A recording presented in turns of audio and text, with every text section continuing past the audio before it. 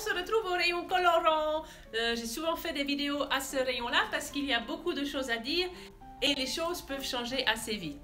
Donc, colorant alimentaire. Pourquoi utiliseriez-vous un colorant alimentaire? Dans le cake design, c'est clair, on veut faire des gâteaux avec des thèmes, on veut de la pâte à sucre colorée, on veut des crèmes colorées, on veut du glaçage royal coloré. Et aussi, dans la pâtisserie traditionnelle, vous pourriez vouloir renforcer la couleur d'un produit pour mieux représenter le goût. Par exemple, vous avez un macaron pistache, il est un peu terne, vous le faites vert un peu plus intense pour mieux représenter son goût. Et le but de cette vidéo, en fait, c'est vous donner quelques nouvelles du rayon. Là, j'essaie de bouger pour cacher tous les trous qu'on a dans l'assortiment. Mais je voulais vous donner quelques nouvelles, tout d'abord, de deux nouvelles gammes que l'on a. Rainbow Dust Liquid Colors et Color Mills qui étaient très demandés. Et aussi de qu'est-ce qu'il se passe avec le dioxyde de titane E171. Commençons par le début, changement dans l'assortiment. Alors, ce qu'il se passe, c'est qu'on a eu des soucis avec les colorants Magic Color. On a eu des soucis dans les assortiments, les couleurs ne revenaient pas. On a donc commencé à chercher un remplacement pour les colorants Magic Color, dont on avait les colorants à aérographe et les colorants pour le chocolat. Alors, pour le chocolat, on s'est orienté sur Color Mills. Et pour les aérographes, sachez que les colorants Rainbow Dust en peinture à appliquer au pinceau ou à l'éponge peuvent être utilisés.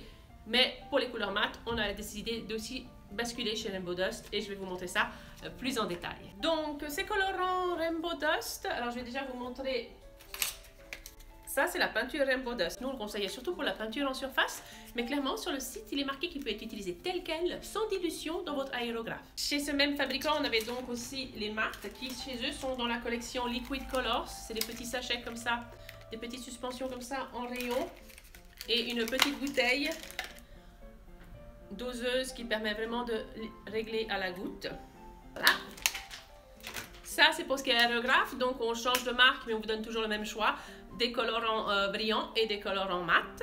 Le changement suivant, c'est donc, peu à peu, on est en train de sortir les Magic Colors de l'assortiment. On ne réussissait pas à avoir tout ce qu'on voulait, et on les replace pour ce qui est coloration du chocolat, oups, dans mon petit panier, par les Color Mills, que vous nous avez pas mal réclamé.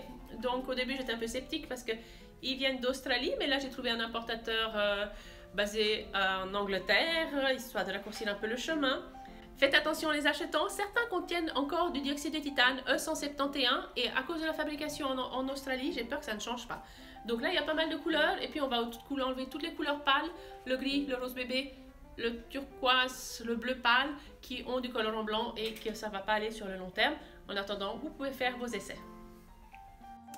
Et aussi, dans notre réflexion sur les colorants, on a ajouté en rayon... Il est où? Il y a là, il y a un petit panneau en rayon, je vais vous mettre en plus grand.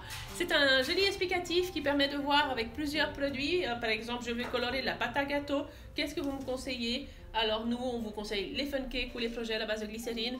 Quelques informations et aussi quelques rappels sur la législation. On répète régulièrement en boutique, n'oubliez pas que les colorants alimentaires sont réglementés. Il y a des taux maximum. Gentiment, sur les emballages, de plus en plus, vous trouverez le taux maximum, par exemple 2 grammes au kilo de produit fini, 3 grammes, 4 grammes ou plus. Tenez en compte, si vous êtes professionnel, soyez bien informés. Et si vous avez des doutes, n'hésitez pas à lire l'ordonnance sur les additifs alimentaires, qui est très indigeste, mais qui contiendra toute l'information brute. Pour continuer sur la législation, donc l'actualité, c'est le colorant E171, dioxyde de titane. Où est-ce qu'on est? Qu'est-ce qu'on sait? On ne sait rien. On sait qu'il va être interdit en Suisse depuis mai-mars de cette année. On sait que l'Europe a annoncé aussi son interdiction. Il y a un mois, je pense, quelque chose comme ça, mais sans date. Les dates ne sont pas encore claires. Certains de nos fournisseurs commencent à dire que eux, ils semblent avoir le droit de vendre jusqu'à juin. Et ensuite, ils n'ont pas le droit d'en produire encore, mais qu'ils peuvent vendre leur stock jusqu'à juin. Et si eux ont le droit de vendre leur stock jusqu'à juin, ça veut dire que les consommateurs ont le droit d'utiliser encore un peu. Est-ce que ça nous amènera à fin 2022 pour une interdiction complète? Est-ce que ça nous amènera à juin et les fournisseurs ont peut-être vu trop long? On n'est pas sûr.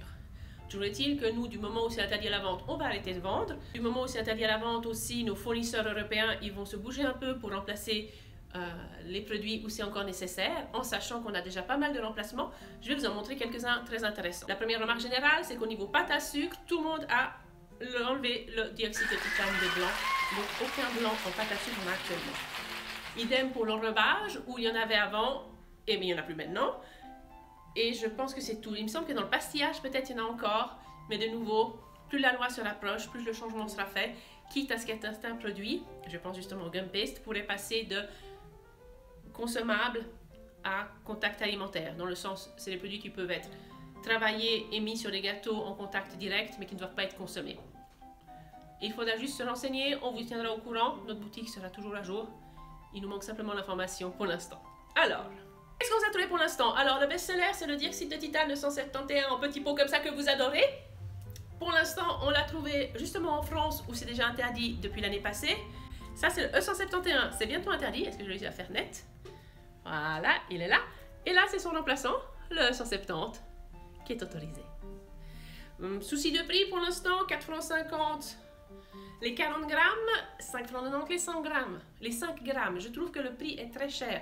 C'est l'unique sur le marché pour l'instant, parce qu'uniquement la France, en tant que producteur et vendeur, a cette interdiction. Je compte bien que Decora en Italie, Cake Supplies en Hollande vont nous trouver des choses moins chères bientôt. Mais en cas d'urgence, sachez qu'il y a déjà un remplacement disponible. Ensuite, il y a des choses toutes bêtes. Spray velours blanc avec E171. Spray velours blanc sans E171. Donc les choix existent déjà.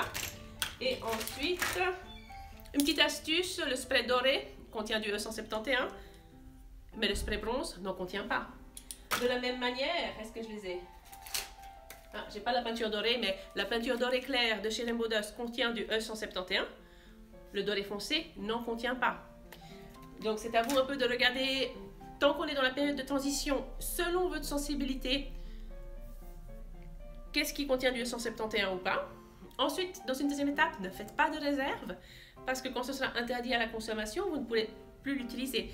Donc si vous avez fait des réserves en disant vite, je fais des réserves avant qu'on ne puisse plus en acheter, vous serez bloqué par le fait qu'au bout d'un moment, vous ne pourrez plus l'utiliser.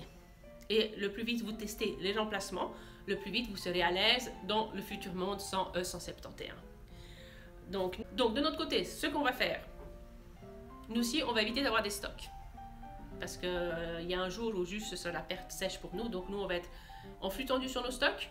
Remplacer au plus vite tout ce qui est remplaçable pour pas qu'on ait de soucis et qu'on ait des produits en stock à vous vendre. Et aussi une recherche active sur les remplacements. De votre côté, regardez ce que vous avez dans vos étagères. Si un de vos produits favoris en contient, commencez déjà à tester un peu ce qu'il y a sur le marché, en sachant que plus le temps passe, plus on aura le choix sur les produits sans E171, étant donné que toute l'Europe va se mettre à chercher des solutions. Si vous achetez à l'étranger, méfiez-vous, parce que Angleterre, États-Unis, Australie, c'est des pays où le E171 n'est pas interdit pour l'instant, ne va peut-être pas être interdit. Donc vous pourriez importer des produits que, en réalité, vous n'êtes pas censé utiliser dans l'alimentation. C'est vous, en tant qu'importateur, qui êtes responsable de vérifier que ce que vous importez est autorisé en Suisse. Si vous avez des questions, vous n'hésitez pas à les mettre en commentaire, je réponds volontiers. S'il y a une autre marque de colorant que vous avez vu et qui vous intéresse, je pense un peu comme les Color Mills où on nous l'a beaucoup demandé et ben voilà, on a craqué, on l'a prise.